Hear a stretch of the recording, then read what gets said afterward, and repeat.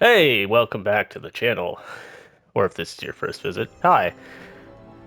So I'm hopping into Helldivers 2 here. Haven't been on here in a couple of months. Not really a problem with the game. A lot of my friends have just gone lost in Destiny and Final Fantasy and other things.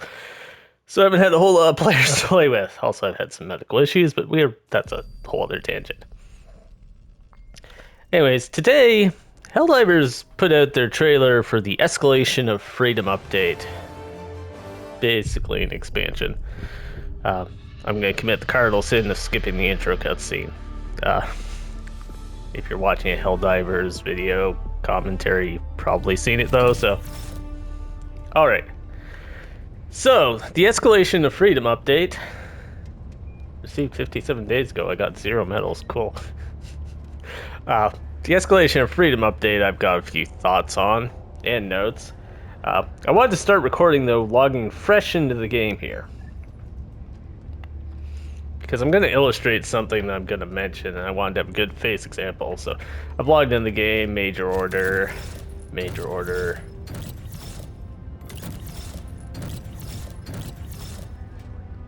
don't know, did I actually get 0? No, I'm capped on medals, because that major orders have been completed. So yeah.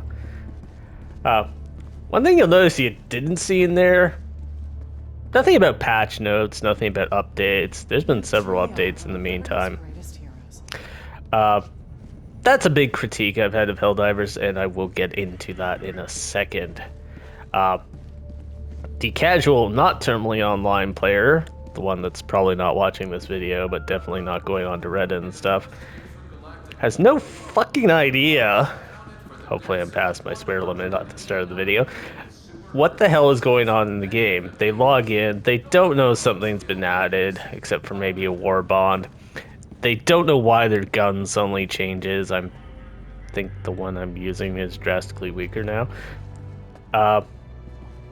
And so on, and that's probably had more of an effect as far as, I'm not doom posting here, fucking Arrowhead's fine, they've made their money, and they're based on projections, can probably finance the development of this game for like the next, I don't know, 20, 30 years. Same idea as No Man's Sky. No Man's Sky made their money, has been putting out like 8 years of expansions and updates without charging anything. Arrowhead's a very similar operation to that. Small studio, they know how to run a budget. Their last game was good, but also an incredible niche, and obviously sustained them for 8 years to make this one. So yeah, no doom posting, but yeah, there's definitely the player drop. It's not the PSN controversy, because more of their players are on PlayStation, because it's a Sony game. To start with, and then all that sort of stuff, and you can check the Steam numbers even, and the numbers didn't really drop as a result of that. It's because they changed the game, but they put stuff in the game, but they don't tell the people playing the game in the game that stuff has changed. Occasionally you'll get something in the major orders here, but that's all like in-universe, and it doesn't get into stuff like, hey, your shotgun has 5 rounds now and does half the damage. Moving on from that, though, into the Escalation of Freedom trailer. So, new content is always good. It's very hard to go wrong with new content unless you do something really scurry or it's really bad. I'm not going to comment on the specifics of the new content, or even whether the rocket tanks or fog chargers and tentacle monsters and so on are cool, because I have no fucking clue. I haven't played it. I saw three clips of a curated video because half the camera angles weren't from the characters, so it wasn't even gameplay. So I couldn't tell you. The rocket tank seems like it might be a little challenging to dodge. The other ones seemed fine. But yeah, the biggest problem Helldivers has, and this trailer is actually a step in the right direction, is it does not promote the fact that there is new content in the game, other than occasionally the war bonds, which is like 5 now. I should really get on my super crit grinding and actually get some of those. Now, the thing with those enemies is, I don't know how they play, so I can't tell you exactly, but they're definitely advertised as more difficult. And the question I have for shinier and more difficult enemies is, are you using them judiciously? Are you curating your difficulty? Or are you throwing darts at the wall? Obviously, on a 1-to-1 level, they're fine. They're probably designed well. I have no reason to believe that their mechanics are unfair. Helldivers and Warframe, which is also a popular game on this channel, share a problem with elite enemies in that they throw down spawns or patrols or waves or whatever you want to call them, and while I'm sure there's some kind of control on it, neither game really feels like they've really fine-tuned it. The joke in Warframe is you can get a wave of just 5 nullifiers. The joke in Helldivers, mimetically via screenshot, is you can have a patrol spawn and suddenly be fighting 3 Bile Titans and 10 Chargers at once, which is not fun. I can't really... It's difficult, but it's not fun, and it's not challenging. It doesn't feel fair.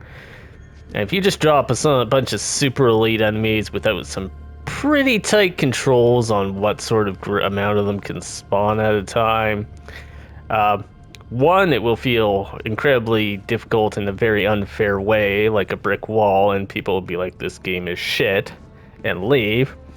And two, it doesn't actually let them shine mechanically. Because if you throw 9 things that have incredibly precise weak points and challenges and means to overcome them, but then you expect you to execute that strategy on 15 of them at once, it doesn't work. It's like taking a Zelda boss and saying, cool, you've understood the puzzle sequence to defeat this Zelda boss. Now do it to like 9 of them at once while other things are attacking you. It's difficult, but it's not difficult in a way that's practically overcomable. The other thing I want to touch on is difficulty 10. They did this in Helldivers 1 too. They added, I believe, 3 additional difficulties. Because actually people got to the point, somewhat due to stuff they added via DLC, which they just add as updates now. Helldivers 1, you had to pay like $15 to unlock mechs and motorbikes, and there was actually like 4 DLCs, and I probably would have really questioned that if I hadn't gotten the Helldivers 1 for free itself on PlayStation Plus. As it was, I was like, hey, this Kree game's cool, I'll buy their like $40 a DLC. But yeah, difficulty 10. So yeah, they're adding a higher difficulty, and that's the part I kind of question now. Arrowhead, again, has made their money, and they have their own vision for their own game. And you can't fault them for that. One, they've made their money. They're already successful beyond anything they probably intended to. And two, it's a creative endeavor, and the only way you can really critique someone's creative endeavor is if they're trying to do it commercially and they fail to understand how to make money. Obviously, they've done it commercially, they've made their money, and it's their creative endeavor for them to be creative with.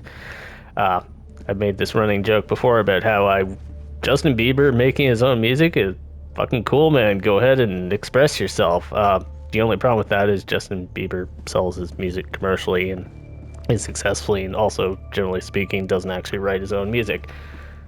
Fun tangent, that. But anyways, difficulty 10. So, one number I've never seen Arrowhead comment on is there are 9 difficulties if I wander over to the mission select here.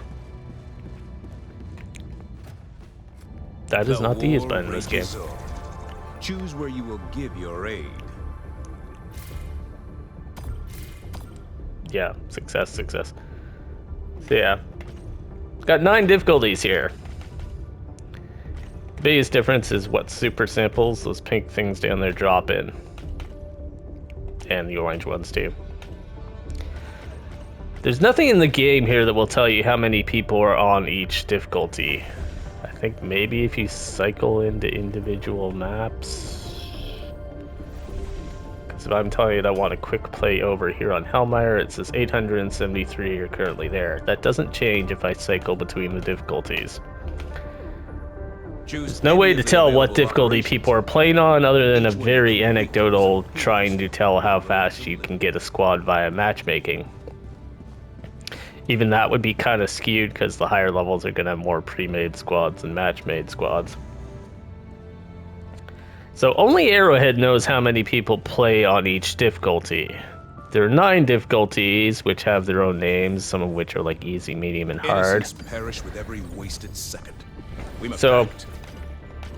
if we divvy them up based on the samples they drop, these bottom 3, including medium, are easy. These middle 3, including hard, are normal. And these top 3, with your suicide, impossible, so on, are hard. And then I guess we can call the 10th one like brutal or something when they add it.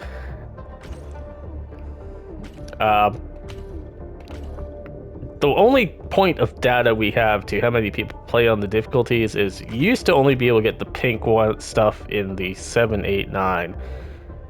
They patched the final upgrade material to also show up in 6, which means people were willing to play 6.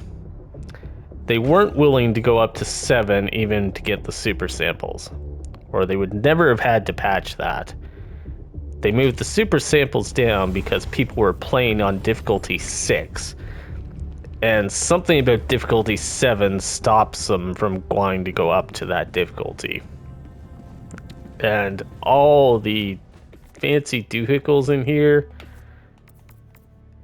many of which I don't have, all these fancy doohickeys could not tempt them up to difficulty 7. The carrot or the honey couldn't beat the stick that was difficulty 7, 8, and 9.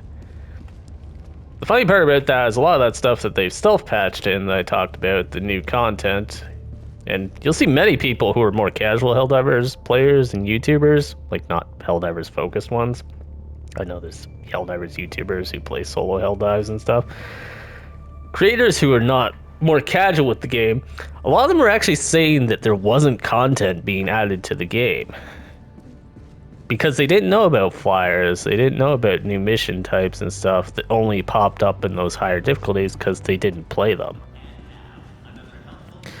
We know from the super samples being moved down that while we don't have concrete data or exact numbers, Arrowhead moves samples down because people weren't playing difficulty 7. So how much of this new stuff that is being directly released with an update that's centered around difficulty 10 is going to be exclusive to difficulty 10, or even exclusive to difficulty 7, 8, and 9? And the one problem I have with the trailer is they said during the part about newer, bigger outposts, they're like, there'll be more rewards for this, which is, you know, the carrot, the honey, so on, to try and get you to accept the stick. That is the difficulty. Ready for another mission, Helldiver? Thing is, that 50,000 R up there and that 250 medals, I'm capped. I haven't even played the game, and I'm capped in a couple of months, and I'm capped. Now I could probably pretty quickly spend a whole pile of it, but your heroic intervention. I can also get it back relatively quickly. So I don't know how much of this stuff or how expensive some of the new stuff here is. The Commando is pretty new, I know. 8,000, yeah, that's not terrible. You're gonna need to give out a whole lot more, like, either there's gonna be an entirely new reward system of some kind, or, because if you just go and give me 15 medals instead of 10 for taking out an outpost, that's probably not gonna lure anyone up to that higher difficulty. Particularly, again, if it combines with the thing that I mentioned where the elite enemies don't always feel like they're used judiciously and in a curated fashion, but rather just kind of spammed at you. So that's my big things. Everything about new content and all that is great. And they're definitely not hurting for money. The game's not going to go under, blah, blah, blah. But they're definitely going more into a niche. And the question is, do they want to be in that niche or do they not? Because, yeah, brutally difficult games are a niche. Dark Souls, which I don't think is actually that difficult, certainly has its popularity.